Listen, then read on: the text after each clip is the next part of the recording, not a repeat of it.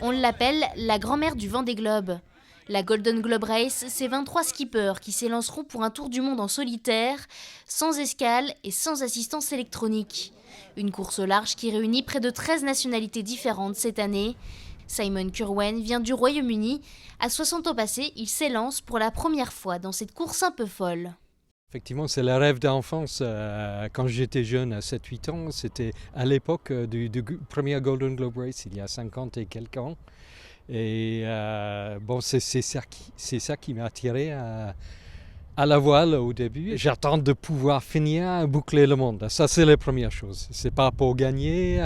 Bon, ce serait très bien de bien faire, mais absolument, il faut réussir à faire le tour. Et pour ce tour du monde, les skippers n'ont pas le droit aux outils de navigation modernes.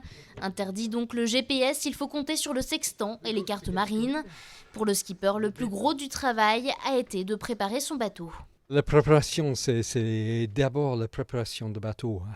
Il faut qu'il soit assez costaud. Par exemple, ici, d'origine, tout ça, c'était très faible. Et c'est ça et ça, de chaque côté, qui tient le mât. Bon, c'était pas suffisamment solide, on a tout enlevé, renforcé. Mais il n'est pas le seul à faire cette aventure pour la première fois. Parmi les 2 Français participants, Damien Guillou, sponsorisé par PRB. Le bateau du Breton est aujourd'hui prêt techniquement. Il ne reste plus qu'à se préparer mentalement et physiquement. Moi, je suis issu d'une génération GPS. Je ne savais pas naviguer au sextant, j'ai appris à le faire et je dois continuer à m'entraîner. Mais à ma grande surprise, c'est pas si compliqué que ça.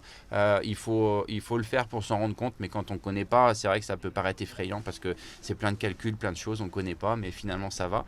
Et sinon, c'est la navigation entre moi et le bateau et la préparation qui reste générale. Les 23 skippers s'élanceront le 4 septembre prochain des Sables d'Olonne. En attendant, un village ouvrira ses portes au public 2 semaines avant pour encourager les navigateurs.